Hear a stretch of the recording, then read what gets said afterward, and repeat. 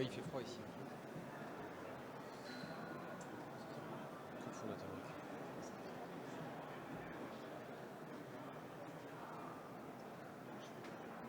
Plateforme ARN. On est bon ?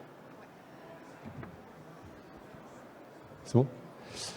Bonjour, merci beaucoup. Merci d'être présent pour cette table ronde organisée par Le Point. Et on a une chance inouïe d'avoir deux grands chercheurs avec nous qu'on a déjà eu à une conférence du Point, Futurapolis Santé.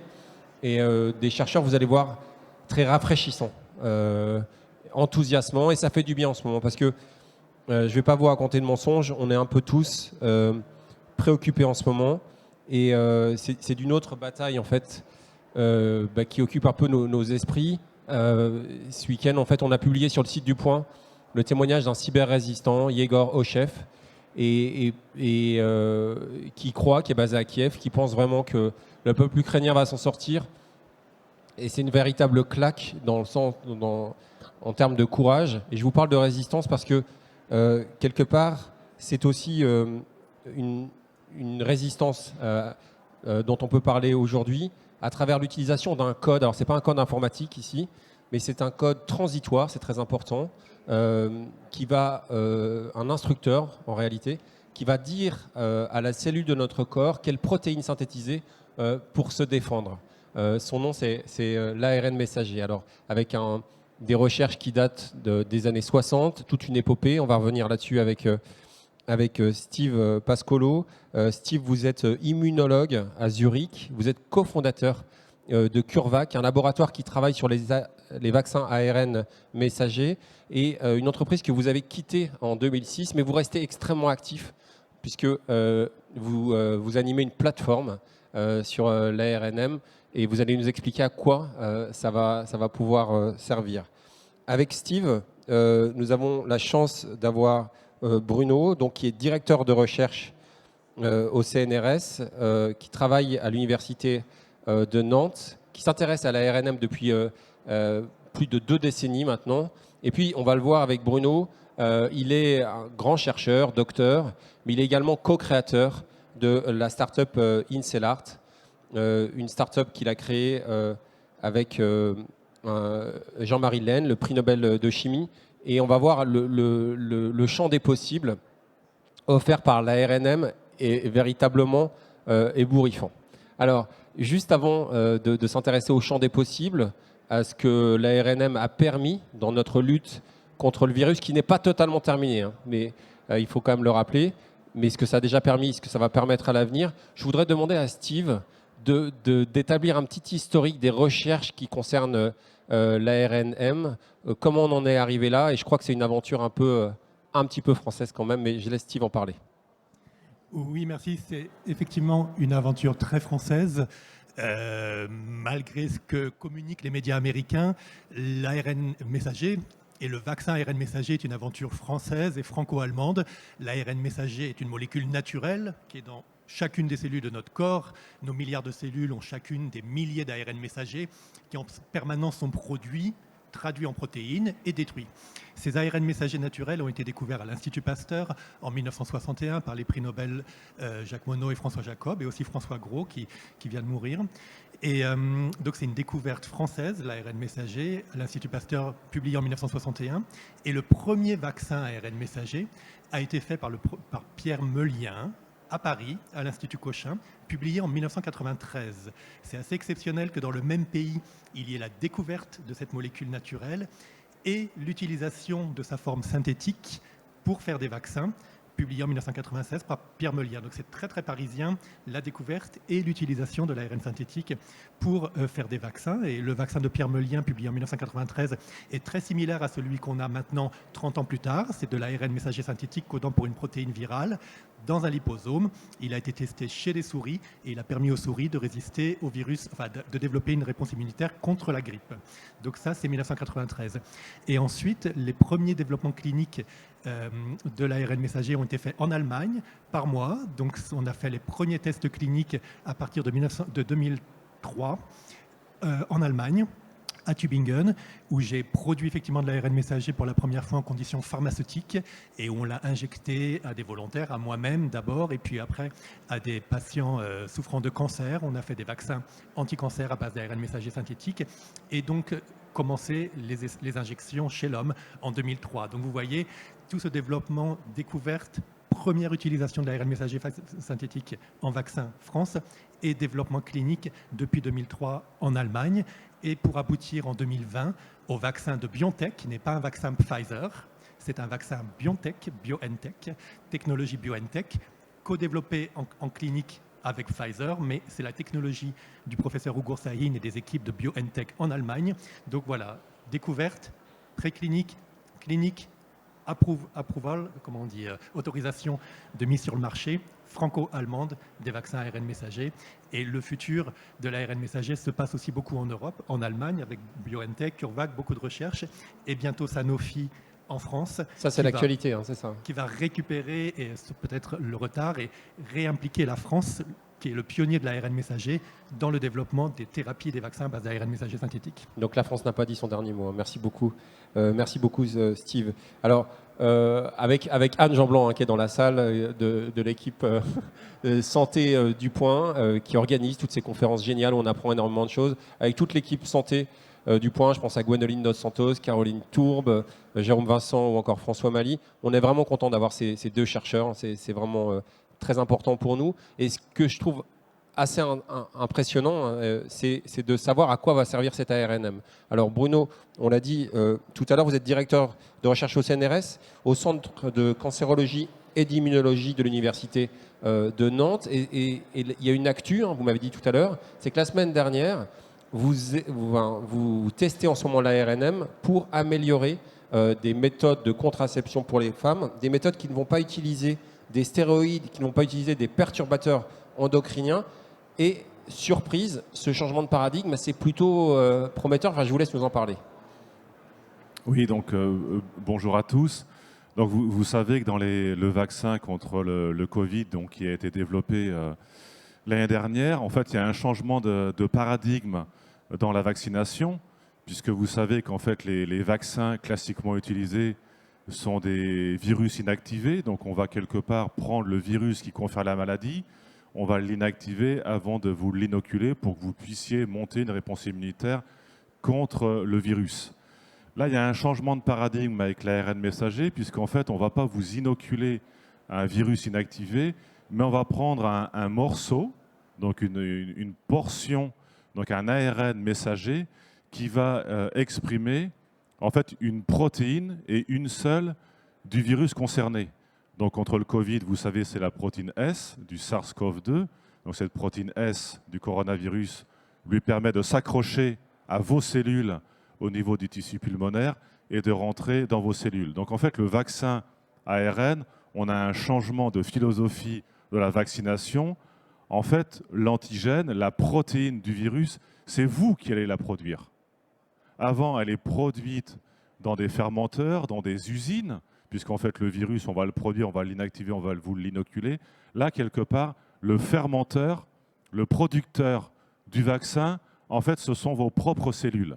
Donc là, il y a un changement énorme dans la façon de vacciner, chose bien sûr que les chercheurs travaillent, imaginent depuis 20 à 30 ans à peu près, mais pour la première fois appliquée à l'homme. Donc comme quoi, quelque part, entre guillemets, cette pandémie liée au Covid-19 a créé une opportunité pour les vaccins ARN messagers, quelque part, d'être acceptés par les autorités réglementaires de santé pour être utilisés chez l'homme. Et ça, quelque part, c'était un tour de force, parce que moi, comme Steve, qui travaillons dans ces vaccins ARN ou ADN depuis une trentaine d'années, on avait l'habitude de dire qu'on travaillait sur les vaccins du futur. Alors, on dit ça depuis 30 ans, qu'on travaille sur les vaccins du futur, sauf que maintenant, on y est, et on ne peut plus dire que ce soit les vaccins du futur, c'est qu'en fait, c'est maintenant une réalité pour la vaccination. Donc, quelque part, mais si on devait refaire l'histoire, si Sanofi ne s'était pas trompé dans le dosage de sa protéine recombinante, le vaccin pour lequel il demande l'autorisation à l'Europe maintenant, la semaine dernière, si ce n'était pas trompé il y a 1 an et demi, peut-être que ce vaccin ARN messager, on n'en aurait peut-être jamais entendu parler. Parce qu'en fait, ces vaccins à protéines, virus inactivés, c'est des choses qu'on connaît depuis longtemps. Et les régulateurs, les agences qui approuvent les médicaments auraient préféré approuver quelque chose déjà de connu, déjà d'utilisé, plutôt que d'approuver des choses pas connues. Donc, pour répondre à la question de Guillaume, donc vous voyez, j'ai fait une digression peut-être de 5 minutes. C'est super intéressant. On apprend que le futur, c'est maintenant. Voilà, et puis donc c'est pour simplement introduire également un nouveau changement de paradigme. Dans la contraception, effectivement, on peut envisager de se dire, plutôt que d'utiliser des hormones stéroïdiennes qui sont aussi des perturbateurs endocriniens de l'environnement, pourquoi ne pas utiliser une molécule d'ARN messager pour exprimer, non pas la protéine S du coronavirus dans le cas du vaccin, mais pour exprimer une protéine qui va jouer un rôle au niveau de l'ovulation. Et de se dire, est-ce qu'on peut changer, là aussi on a changé de paradigme pour la vaccination, peut-on changer de paradigme pour le contrôle de la reproduction? Et donc on a un projet qui est financé par la fondation Bill Gates aux États-Unis, qui est très sensible à ce contrôle ce contrôle de la reproduction, de la contraception chez la femme, et donc d'envisager des nouveaux modes plus naturels par rapport aux hormones. Et donc c'est ce que l'on a fait avec des équipes en Italie et en France. Et donc en fait, dans une expérience chez des souris, et les souris, contrôler la reproduction d'une souris, c'est très difficile parce qu'en fait, une souris, ça émet plusieurs ovules à la fois. Donc, quelque part, il faut contrer la possibilité d'avoir la fécondation de pas seulement une ovule, mais plusieurs. Donc, ça rend la tâche difficile. Et en utilisant des ARN messagers vectorisés par des systèmes de vectorisation qu'on a inventés, effectivement, les premiers résultats montrent qu'on arrive chez une souris où les conditions sont difficiles, puisqu'en fait, il y a l'émission de plusieurs ovules en même temps, on arrive à contrer en fait, la reproduction chez ces souris, mais dans un processus bien sûr réversible. Et donc, c'est une première expérience très intéressante qu'on va essayer de peut-être breveter et de publier pour effectivement, c'est la première fois, on pense, qu'on arrive à faire ce genre de choses. Alors, on sait que vous êtes prudent, hein, Bruno, prudent. Vous êtes très prudent, beaucoup de précautions. C'est très sage, mais c'est une super nouvelle en fait. Enfin, en tout cas, c'est une très bonne nouvelle. Et puis aussi, c'est vrai qu'aujourd'hui, si vous voulez, le véhicule qui est utilisé dans les vaccins, peut-être des gens dans la salle sûrement, ont été vaccinés avec ce vaccin, soit de Moderna ou BioNTech Pfizer. En fait, il y a un véhicule à l'intérieur. Bien sûr, parce que l'ARN messager, comme disait Steve, c'est une molécule naturelle. Si vous mangez des crudités, des carottes ou de la salade, les cellules de salade ou les cellules de carottes ont aussi de l'ARN messager. Donc quand vous mangez des crudités qui ne sont pas cuites, et donc en fait vous allez absorber des ARN de carottes ou des ARN de salade. Mais ce n'est pas pour autant qu'il va vous pousser des fans de carottes sur la tête, parce qu'en fait ces molécules d'ARN messager de carottes vont être rendues inefficaces lors de leur absorption par notre organisme. Donc, il faut des véhicules qui sont capables de bypasser toute cette résistance du corps humain pour pouvoir mettre l'ARN messager dans les cellules qui est son lieu d'action naturel. Donc, on va utiliser un subterfuge, des petites particules lipidiques qui vont permettre à l'ARN messager de rentrer dans vos cellules. Mais ces particules lipidiques qui sont utilisées, elles sont bien pour la vaccination. Et nous, ce que l'on veut faire de façon plus en perspective, plus lointaine, c'est de faire de la thérapie. Et donc, quelque part, si on devait faire une analogie, le véhicule qui est utilisé pour faire le vaccin, c'est comme si c'était un véhicule de rallye qui a gagné le rallye de Monte-Carlo, par exemple. Mais vous imaginez bien que ce véhicule qui s'est aligné sur le rallye de Monte-Carlo ne peut pas s'aligner sur les 24 heures du Mans. Ce n'est pas le même type de véhicule qu'il faut pour gagner les 24 heures du Mans. Donc pour la thérapie, c'est un peu la même analogie.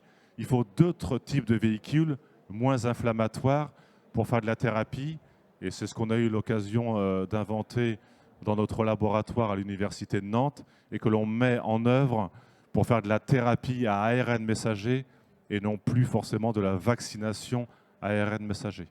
Et puis là, le champ des possibles est assez dingue avec les thérapies. Alors, on pense bien sûr, enfin, on a envie de penser au cancer, mais justement, avec Steve, on a parlé du passé, à quel point la France a joué un rôle clé, ça fait quand même du bien de le rappeler, et puis c'est pas fini, dans ces découvertes. Quelles pourraient être les applications futures, Steve ? D'abord, excuse-moi Bruno, je vais pondérer ce que tu as dit. Ce n'est pas un changement de paradigme, l'ARN messager. Au fait, en vaccination, il est utilisé depuis 100 ans. Parce que les vaccins, par exemple, fièvre jaune, sont des virus non pas inactivés, bon, tu es chimiste, donc, mais ils sont vivants. Donc fièvre jaune, oreillon, rougeole, rubéole sont des virus à ARN vivants, injectés sous-cutanés, sans adjuvant. La manière dont fonctionnent ces vaccins, et la fièvre jaune, c'est presque 100 ans qu'il est utilisé, c'est que ces virus, injectés sous-cutanés sans adjuvant, ne donnent pas de réponse immunitaire. Ce qui donne une réponse immunitaire, c'est que ces virus vont dans vos cellules, et vos cellules utilisent l'ARN de ces virus pour faire les protéines du virus et développer une réponse immunitaire. Donc les vaccins à base d'ARN messager naturel, ça existe depuis 100 ans. Vous les avez tous eus. Oreillon, rougeole, rubéole sont 3 virus ARN atténués, vivants, et lorsqu'ils vous ont été injectés sous-cutanés, ils vous ont donné des ARN, et votre corps, avec ces ARN, a produit des protéines. Donc ce qui est nouveau, le changement de paradigme, c'est l'ARN messager synthétique. Donc ces mécanismes utilisés par les vaccins fièvre jaune, rougeole, oreillon, rubéole sont aussi utilisés par les vaccins anti-Covid à base d'ARN messager. Seulement la production est différente. C'est un ARN messager synthétique produit in vitro, c'est vegan, alors que les virus sont produits par des cellules, ça a besoin de produits animaux. Donc vous avez un ARN messager synthétique vegan dans un vecteur lipidique ou nanoparticules synthétiques, très pures. Et donc ça reconstitue une sorte de mini-virus qui vous donne de l'ARN de la même manière que les vaccins rougeole, oreillon, rubéole, fièvre jaune vous ont aussi dosé des ARN. Vous ne le saviez pas, mais lorsque vous avez reçu le ROR, vous avez été vacciné par de l'ARN messager naturel. Maintenant, vous êtes vacciné par de l'ARN messager synthétique, plus pur, vegan, plus simple. Mais le mode d'action est au fait le même. Simplement, les gens ne le savaient pas. Maintenant, donc, c'est pour ça que ces vaccins à base d'ARN messager synthétique peuvent remplacer les anciens vaccins et amener des nouvelles solutions parce qu'ils sont plus faciles à produire et aussi très efficaces. Mais, excusez-moi, je devais dire ça. Alors justement, le futur, à quoi on peut s'attendre en prenant bien sûr des précautions, mais vas-y Steve. Et grâce à ces avantages de production, les vaccins à base d'ARN messager synthétique peuvent effectivement remplacer les vieux vaccins, donc fièvre jaune, oreillon, rougeole, rubéole, qui sont déjà ARN, mais produits dans des cellules, donc il faut des produits animaux, il faut des grands réservoirs. L'ARN messager synthétique est plus facile à produire, il est vegan, comme je le disais, il est plus facile à formuler.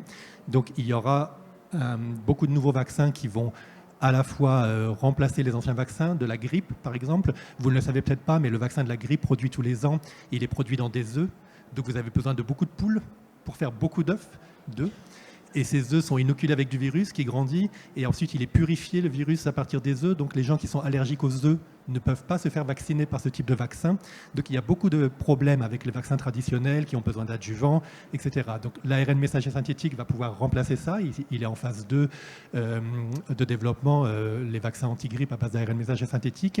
Il y aura des vaccins à base d'ARN messager synthétique contre des virus pour lesquels on n'a pour l'instant pas de vaccin, CMV par exemple. Et puis le futur, c'est aussi les vaccins ARN messager contre les cancers. Et là, il y a deux possibilités. Il y a des vaccins à base d'ARN messager synthétique contre le cancer qui codent pour des antigènes qu'on dit partagés, donc qui sont exprimés par beaucoup de cancers, mais aussi surtout ce qu'il y a de nouveau et ce qui est permis grâce à l'ARN messager et à sa facilité de production, ce sont les vaccins ARN messager anti-cancer individualisés. Ça, ce sont des vaccins produits pour chaque patient. C'est la haute couture du vaccin. Chaque patient cancer a son cancer analysé et un vaccin à base d'ARN messager est fait pour coder les mutations trouvées chez chaque patient. C'est vraiment de la haute couture. Ça s'appelle vaccin individualisé. C'est développé en particulier par BioNTech en collaboration avec Genentech aux États-Unis. Et donc la facilité de production d'ARN messager synthétique et de formulation permet cette approche totalement individualisée. Chez BioNTech, en ce moment, ça prend moins de 3 mois. Ils réussissent même à faire moins de 2 mois entre la biopsie et le vaccin individualisé pour chaque patient. Donc ça se développe, de pouvoir faire de la haute couture médicale pour les patients cancer, les vaccins à base d'ARN anti-cancer. Merci beaucoup. Mais là, je vous pose la question à tous les deux, parce qu'avec Bruno, tout à l'heure, quand on se parlait, on se disait que les recherches, elles datent des années 60. Est-ce qu'on peut donner, pour ces thérapies personnalisées, hein, ça fait rêver, une échelle de temps où c'est beaucoup trop tôt? Je sais... D'abord Steve et ensuite Bruno, parce que je sais que Bruno, vous bossez là-dessus aussi à Nantes. Bon, pour l'instant, c'est en phase 2. Alors, les études de vaccins anti-cancer, de thérapie anti-cancer en général, prennent plus de temps parce que maintenant, vous devez montrer aux autorités un avantage de survie des patients. Avec le Covid, en 2 ou 3 mois, on a pu voir entre le placebo et le vaccin si les gens étaient moins affectés, moins hospitalisés et moins de morts. Avec les vaccins anti-cancer, vous devez attendre des années pour statistiquement pouvoir montrer que votre intervention est meilleure que les interventions classiques au niveau de la survie des patients et de la mortalité. Donc ça prend des années, c'est plus long malheureusement de pouvoir valider l'efficacité des vaccins anti-cancer. Maintenant, les vaccins ARN individualisés anti-cancer sont en phase 2. BioNTech a publié des résultats dans les congrès qui sont très très encourageants avec des réponses immunologiques très fortes, mais aussi des réponses cliniques très forte, avec des cancers qui réduisent, qui diminuent, mais aussi surtout avec moins de fréquence de récurrence. Donc les patients qui avaient par exemple dans le mélanome une histoire de récurrence et de chirurgie pour enlever les métastases, après vaccination ont beaucoup moins de récurrence, donc c'est vraiment très très efficace, pas seulement immunologiquement mais cliniquement, mais il va falloir attendre quelques années pour démontrer versus standard of care, versus les traitements habituels, montrer que les patients vivent effectivement plus longtemps. Merci. Bruno? Oui, vous posez peut-être la question, pourquoi on envisage une vaccination pour traiter le cancer? Parce qu'en fait, quelque part, on pourrait dire que le cancer, c'est une défaillance du système immunitaire. C'est quelque part des cellules cancéreuses, elles échappent à la surveillance du système immunitaire. Normalement, le système immunitaire devrait détecter la présence de cellules cancéreuses. Parce que dans les cellules cancéreuses, il va y avoir l'expression de protéines qui ne sont pas forcément physiologiques. La cellule cancéreuse est dérégulée et elle se met à exprimer des protéines que l'on pourrait qualifier d'anormales. Donc, c'est pour ça qu'on envisage en fait une vaccination. Alors, une vaccination proche de ce que l'on envisage, de ce qu'on a utilisé pour le traitement contre le Covid-19, c'est de mobiliser, de réveiller, de ressusciter un petit peu le système immunitaire pour lui redonner des instructions pour qu'il soit capable de détecter de nouveau la présence de cellules cancéreuses. Donc c'est pour ça que vous entendez parler de vaccination contre le cancer. Donc quand on dit effectivement c'est quoi la prochaine étape par rapport au Covid-19, c'est par exemple l'utilisation d'ARN messager pour traiter le cancer. Dans un processus aussi de vaccination. Et donc, comme l'expliquait Steve, on va prendre une biopsie, un morceau de la tumeur chez l'individu, et puis à côté, on va prendre un morceau d'un tissu sain. Et on va séquencer le génome des cellules malades versus le génome des cellules saines. Et par le jeu des différences, comme dans les livres d'enfants, quelles sont les différences? Les 7 différences. Alors, des fois, il y en a plus que 7. Et on va regarder les différences. Et ces différences, on va les mettre dans un ARN messager. Et en fait, on va mettre ça dans un petit véhicule et on va vacciner l'individu pour que son système immunitaire reconnaisse les différences, les protéines différentes, de manière à ce que le système immunitaire puisse aller attaquer les cellules qui expriment des protéines différentes. Donc ça, c'est l'étape numéro 1, mais malgré tout, il y a une complexité supplémentaire dans le cadre du cancer, c'est que l'organisme ne se laisse pas quand même tromper. Et en fait, l'organisme et les cellules cancéreuses développent tout un arsenal un peu sournois pour empêcher les attaques. Et même si on a des lymphocytes qui sont capables de reconnaître les cellules cancéreuses, eh bien l'organisme va faire en sorte que les attaques ne puissent pas avoir lieu. Et en fait, il y a toute une nouvelle classe de médicaments qui sont les anticorps monoclonaux qu'on développe dans le domaine du cancer pour justement parer les attaques et donc faire en sorte que les cellules du système immunitaire puissent accéder à la tumeur et accéder aux cellules cancéreuses pour que ces lymphocytes qu'on a créés par la vaccination puissent accéder aux cellules tumorales et les détruire. Donc en fait, quelque part, on va vers de la médecine personnalisée, mais aussi vers de la médecine combinée. Hein, on va combiner des choses que l'on développe actuellement, qui ont des AMM, qui sont les anticorps anti-checkpoint inhibiteurs, hein, qui sont très utilisés dans le mélanome, dans différents types de cancers, et on cherche à les combiner avec des approches de vaccination ARN messager. Donc vous voyez, quelque part, on va vers des degrés de sophistication de plus en plus élevés. On va combiner des choses, des anticorps avec des vaccins ARN messager, et c'est peut-être comme ça qu'un jour on arrivera vraiment à traiter le cancer. Oui, d'ailleurs, cette médecine est plus que personnalisée. La médecine personnalisée, c'est par exemple Herceptine, quand on sait qu'il y a un récepteur qui s'exprime. Là, c'est individualisé.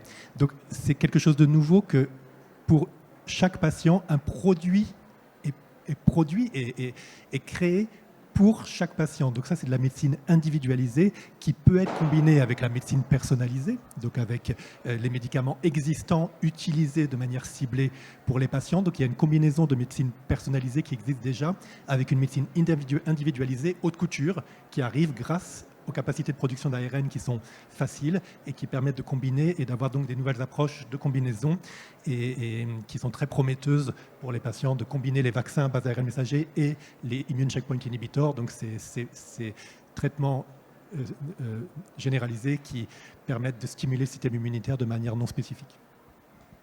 Merci beaucoup. On voit bien que le choix du véhicule, vous l'expliquez très bien tous les deux, est extrêmement important. Et puis cette différence entre individualisé et personnalisé est clé. Il y aura bien sûr un temps pour les questions, donc n'hésitez pas à lever la main si vous en avez une.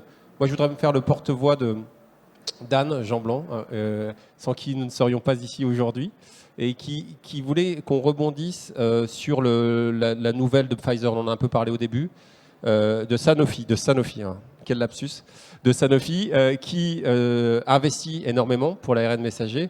Est-ce que c'est un retour de la France? Et plus globalement, je voulais vous poser une question à tous les deux, parce que quand on voit ce qui s'est passé, on se dit, bien sûr, même s'il y a eu des petites erreurs de chemin, il ne faut jamais abandonner la recherche, il faut même peut-être aller encore plus vite. Lorsque je vois le parcours de Bruno, qui a lancé Incelart, c'est-à-dire un grand chercheur en France, mais qui devient aussi entrepreneur, est-ce qu'il faut changer quelque chose au mode de fonctionnement de la recherche, de l'entrepreneuriat en France? On cite souvent la DARPA aux États-Unis. Est-ce que c'est clé pour que nos super chercheurs qu'on a en France puissent développer de plus en plus de startups, ou en tout cas donner des applications à leur recherche? Alors c'est vrai que pour la petite histoire, c'est vrai qu'on a travaillé avec Sanofi en 2011. Et donc 2011, si mes calculs sont bons, ça fait 11 ans. Et il y a 11 ans, on a reçu 33 millions de dollars d'une agence gouvernementale américaine qui s'appelle DARPA.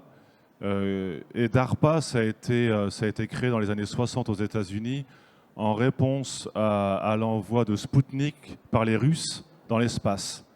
Et donc les Américains ont créé cette agence qui s'appelle DARPA pour essayer de fédérer différentes initiatives qu'il y avait aux États-Unis, mais ces initiatives étaient individualisées et non pas en commun, et ils avaient du mal, les Américains, à répondre aux Russes qui avaient réussi à se fédérer et à envoyer Spoutnik. Donc les États-Unis ont pris conscience de ça et ont monté une agence qui s'appelle DARPA pour justement répondre à des grands enjeux, avant tout militaires, mais aussi dans plein de domaines, puisqu'en fait la DARPA, en fait, peut-être vous ne le savez pas, mais Internet a été inventé par la DARPA, parce que Internet, avant, ça s'appelait ARPANET, des acronymes de DARPA, et c'est eux qui ont inventé aussi Internet. Donc ils ont inventé beaucoup de choses. Guillaume en parlerait mieux que moi, parce que c'est un spécialiste. Là, il fait le naïf, il pose les questions, mais c'est un spécialiste des télécommunications et de l'intelligence artificielle, notamment aux États-Unis. Et en fait, la DARPA fait également énormément de robots humanisés, qui ressemble à s'y méprendre à des fonctions humaines. Donc très tôt, ils ont senti ce potentiel de l'ARN messager, mais vous voyez, 2011, ça fait 11 ans, donc c'est quelque part il y a très longtemps. Et donc on s'est intéressé à ça il y a une dizaine d'années. Sanofi on était dans le coup avec Sanofi, mais Sanofi a décidé d'arrêter en 2017, donc 6 ans après. Et aujourd'hui, Sanofi revient très fort, effectivement avec une annonce hier, et notamment le Premier ministre Jean Castex, qui pose une première pierre à Neuville-sur-Saône, une usine de Sanofi pour faire la production de vaccins ARN messagers.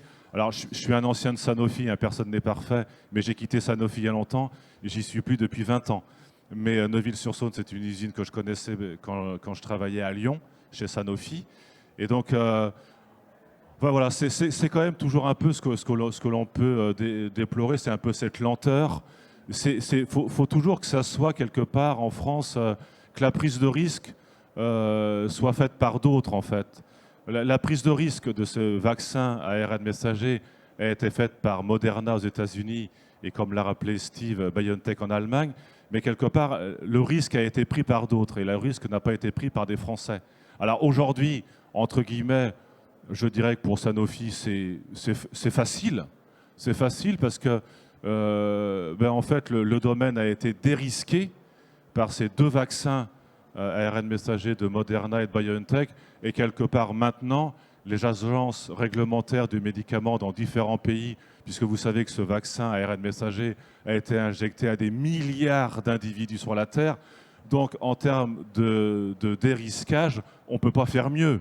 Ça a été injecté à des milliards d'individus sans d'effets secondaires notables.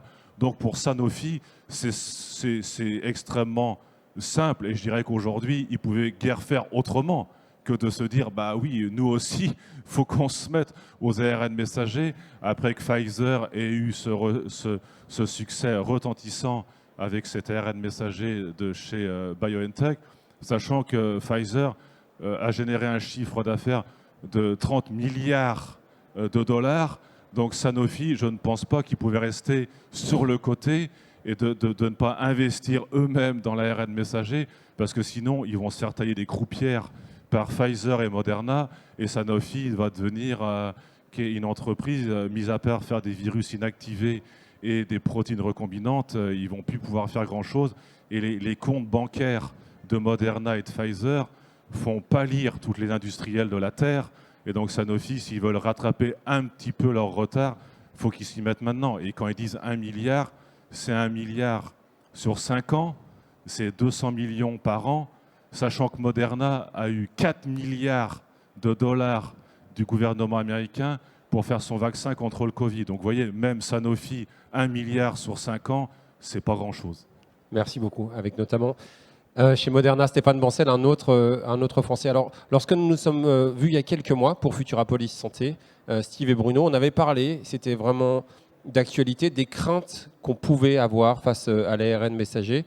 Je voulais savoir, Steve, si ces craintes, vous les ressentez toujours, et puis surtout, sur cet extraordinaire développement, même si ces promesses, même s'il faut rester très prudent sur le cancer, est-ce que l'ARN messager pourrait jouer un rôle clé sur d'autres maladies pour vous? Il faut dire que les craintes, début 2021, je m'étais dit c'est pas gagné, il va falloir expliquer ce qu'est l'ARN parce que le vaccin venait d'être approuvé. Mais finalement, les gens ont adhéré très vite au vaccin. Vous voyez que les campagnes de vaccination rétrospectivement, on peut voir que ça a été quand même assez vite. Très vite, 60% de la population en 2021, au milieu de l'année, était déjà vaccinée. Donc, il y a eu quand même une adhésion, une compréhension de ce qu'étaient ces ARN grâce au travail des médias, des scientifiques. On a expliqué. Et je pense qu'il y a eu quand même... Les gens étaient assez vite convaincus. Donc, je pense que quand même, à ce niveau-là, il y a eu une bonne communication, une bonne information. Il y a 2 ans... Personne ne savait ce qu'était l'ARN messager. Maintenant, les gens ont compris ce que c'était, ils ont appris. C'est fascinant aussi, l'ADN, l'ARN, les protéines. Je pense qu'au travers de cette pandémie, les gens ont appris, ont compris. Et finalement, les peurs, elles restent marginales. Maintenant, on voit que quand même les gens ont adhéré et se sont fait vacciner et se sont rendus compte que c'était efficace et ont appris comment ça fonctionnait. Et le futur, effectivement, en médecine, je dis toujours que l'ARN messager synthétique peut tout faire, théoriquement. Et effectivement, il est utilisé maintenant. Il y a des centaines d'applications en développement préclinique. Il y a, je crois, 123 essais cliniques avec l'ARN messager, beaucoup Covid, mais aussi virus, mais aussi cancer. Et il faut dire que l'année dernière, par exemple, une maladie génétique a été pour la première fois donc guérie grâce à l'ARN messager. Donc vous pouvez même faire ce genre de guérison. Il y a les vaccins, il y a les thérapies, il y a les ARN contre les dégénérescences de muscles, de peau, pour faire des neurones. Donc il y a un spectre de possibilités immense qui va être maintenant utilisé à grande échelle dans le monde entier, développé par les compagnies en France et par le savoir-faire français qui était pionnier, et aussi par le monde. Et ça, c'est beaucoup d'espoir pour beaucoup de patients, parce que l'ARN messager va pouvoir, de manière personnalisée ou individualisée, répondre à beaucoup de demandes. Merci beaucoup. Bruno, vous bossez en dehors d'une meilleure contraception sur d'autres applications de l'ARNM. Oui, bien sûr. En fait, l'ARN messager, comme vous l'avez compris, ça exprime une protéine. Et il y a beaucoup de protéines qui sont déjà utilisées pour traiter un certain nombre de maladies. Par exemple, dans l'insuffisance rénale, on va utiliser de l'EPO. Alors l'EPO, c'est connu du grand public par le dopage dans le cyclisme. Mais en fait, l'EPO qui sert pour le dopage, c'est en fait une dérive d'un produit qui est utilisé chez l'homme pour traiter l'anémie consécutive à l'insuffisance rénale. Donc vous voyez, toutes ces protéines, l'EPO, des hormones de croissance, de l'insuline, tout ça, en fait, ce sont des protéines. Et donc, en fait, ces protéines qui sont administrées à l'homme, elles sont produites dans des usines. Hein, c'est dans des fermenteurs, dans des grandes cuves en inox que toutes ces spécialités sont produites. Et comme on l'a dit en introduction, en fait, l'ARN messager, c'est un instructeur, ça donne l'instruction à vos cellules pour produire la protéine. Donc quelque part, le champ des possibles est vaste, parce qu'on pourrait aussi envisager de remplacer toutes ces protéines que l'on produit dans des fermenteurs, qui sont des coûts.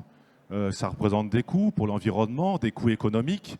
On pourrait donner l'instruction d'exprimer ces protéines directement par le patient lui-même, et c'est le patient à traiter qui produit lui-même son propre médicament. Donc ça représente aussi des avantages, parce que de produire son propre médicament, on aime bien les circuits courts. Hein, les circuits courts dans l'alimentation, produire localement, les circuits courts. Là, c'est aussi un circuit court, quelque part. Vous produisez la protéine dont vous avez besoin. Et en fait, cette protéine va avoir une meilleure conformation, parce que vos cellules, elles sont capables de synthétiser des protéines complexes. Donc ça va représenter un certain nombre d'avantages. Et donc je crois que le meilleur messager de l'ARN messager, c'était ce Covid, malheureusement. Bon, c'est une réalité, mais ça a permis de créer une opportunité pour faire connaître cette molécule du grand public et de s'apercevoir que l'on peut l'utiliser, même s'il y a eu des craintes. Vous savez, c'est comme quand l'aviation s'est développée, hein, ou les trains. Les gens ne voulaient pas monter dans les trains au début du 19e siècle parce qu'ils avaient peur que le cerveau allait être écrasé dans la boîte crânienne à l'arrière compte tenu de l'accélération du train. Bon, tout le monde prend le train aujourd'hui. Là, l'ARN messager, c'est peut-être un peu la même chose. Il y a eu beaucoup de craintes parce que c'est nouveau. On a toujours peur de ce qui est nouveau. Maintenant, voilà, et aujourd'hui, c'est vrai qu'avec les milliards d'individus injectés avec l'ARN messager, on s'aperçoit que c'est une molécule qui va peut-être rentrer dans le règne des médicaments et qu'il y aura beaucoup de médicaments dans les années à venir qui utiliseront cette molécule d'ARN messager. Merci beaucoup. Monsieur, ouais.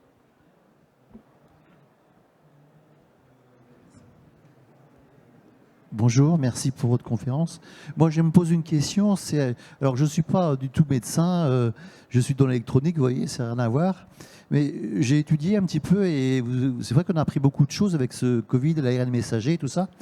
Et puis donc, moi, je me pose une question, c'est comment les chercheurs, en fait, ont réussi à identifier le biocode de la protéine Spike dans le génome du virus intégral. Ça, je peux répondre. la séquence d'un virus, ça se fait très vite, très bien. En quelques jours, on peut séquencer un virus. Et ces virus sont connus depuis longtemps, les coronavirus. Donc on sait très bien leur structure, on connaît leur protéine de membrane, la protéine Spike. Il ne faut pas oublier qu'on a eu SARS-CoV-1 il y a 20 ans et MERS il y a 10 ans. Donc les gens avaient déjà la séquence de ces virus, quelle protéine était une protéine de structure, quelle protéine était une protéine du corps, etc. Donc on connaissait déjà très bien ces virus. Donc c'est juste un nouveau virus, c'est comme les virus de la grippe, etc. On connaît très bien leur structure. Quand il y a un nouveau qui vient, on peut le séquencer. On sait l'hémagglutinine, la neuramidase, etc. Pareil pour les coronavirus. On sait qu'ils ont cette protéine Spike à la surface. On le sait depuis longtemps. Et du coup, c'était très facile de voir la nouvelle séquence de Spike. Il y a aussi une Spike dans SARS-CoV-1. Il y a aussi une Spike dans MERS. C'est le même virus avec cette couronne. La couronne, c'est la protéine Spike. Donc elle est connue depuis longtemps et on les connaissait déjà des autres virus. C'est pour ça que ça a été très vite. Merci, c'est très clair. Une autre question, j'ai aussi découvert qu'il y avait des imprimantes à ARN messager. Alors ça, c'est assez surprenant aussi, ça. Oui, ça c'est en développement chez CureVac, donc c'est RNA Printer. Et l'idée, c'est de pouvoir faire sur différents sites la production individualisée éventuellement de l'ARN dont un patient aurait besoin. Donc c'est effectivement la facilité de production de l'ARN messager. C'est ça qu'il faut vraiment retenir quand vous produisez des protéines, les protéines qui sont utilisées en clinique. Ce sont des processus assez compliqués de produire une protéine, de la purifier et de la préserver. Alors que l'ARN messager, c'est très facile à produire. Donc effectivement, dans des petits modules individualisés, vous pouvez produire de l'ARN messager. Et du coup, cette facilité de production permet tous ces développements aussi dans des pays moins favorisés, où vous pourrez avoir justement des RNA printers sur les sites.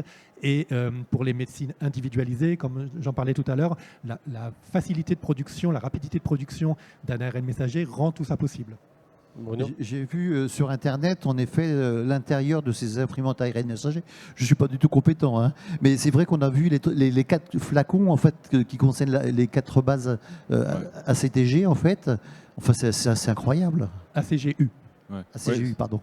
Ben, c'est justement toujours dans cette problématique de circuit court. Et justement, avec l'ARN messager, on peut envisager des synthèses, si vous voulez. On n'a pas forcément besoin de culture de bactéries.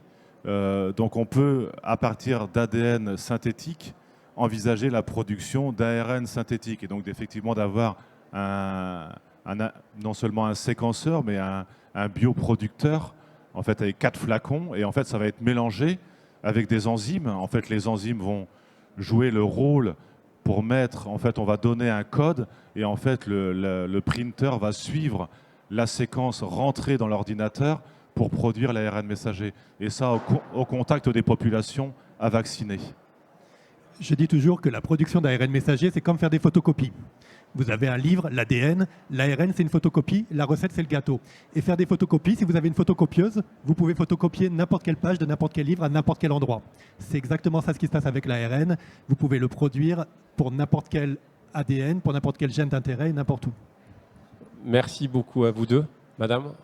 Juste une question, ou plutôt un constat à vous écouter, c'est qu'on peut quand même s'attendre entre cette expérience, de première expérience d'ARN sur des milliards de personnes avec le vaccin, plus que vous explicitez sur la facilité et la délocalisation quelque part de la production, à une accélération absolument fantastique, à la fois de l'acceptation de la technologie, de la validation de la technologie, mais aussi des découvertes, non ? Je trouve ça super excitant et optimiste en fait.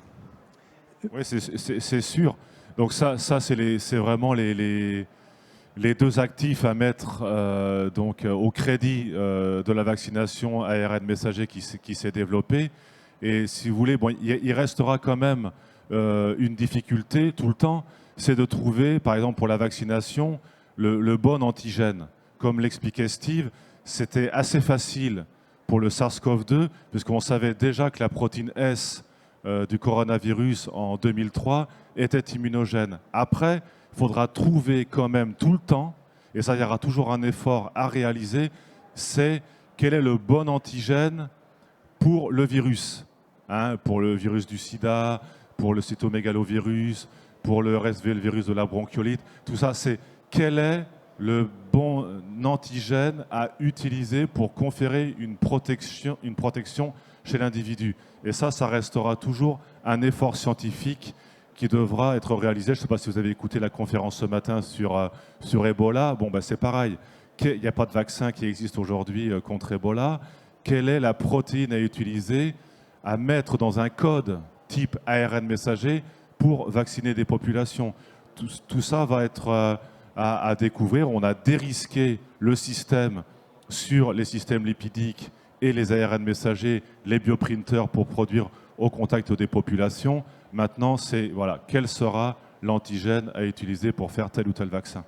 Et puis pour les thérapies, il y a un autre problème qui est justement la réponse immunitaire. Dans un vaccin, vos ARN doivent induire une réponse immunitaire. Quand vous faites une thérapie, il ne faut pas de réponse immunitaire. Pour reprendre l'exemple de Bruno de l'érythropoïétine, si vous injectez de l'ARN qui code pour l'érythropoïétine, vous ne voulez pas avoir des anticorps anti-érythropoïétine. Donc il faut déimmuniser l'ARN, déimmuniser la formulation. Ça demande encore beaucoup de recherche parce qu'on n'y est pas encore exactement. Ça marche, mais il faut quand même l'améliorer. Et aussi permettre à des nanoparticules d'aller au bon site pour donner l'ARN messager. On a eu là un grand européen avec le professeur Ménaché de Paris, cardiologue réputé, chirurgien cardiologie, pour pouvoir avoir des ARN qui réparent le cœur.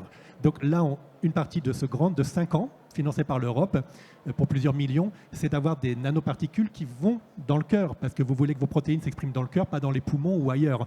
Donc il faut encore réussir à avoir ces particules qui vont dans le bon organe pour délivrer l'ARN de manière non immunogénique. Ça reste des challenges, c'est pour ça que c'est important de continuer à faire de la recherche, que Sanofi va faire aussi à Paris, en France, grâce aux chercheurs français qui sont excellents.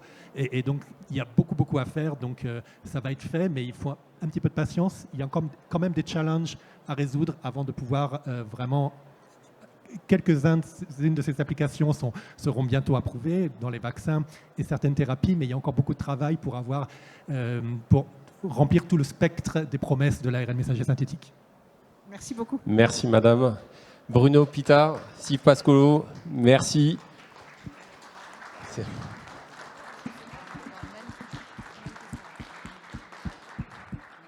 Un exposé précis, prudent, mais extrêmement enthousiasmant. Merci beaucoup à vous deux.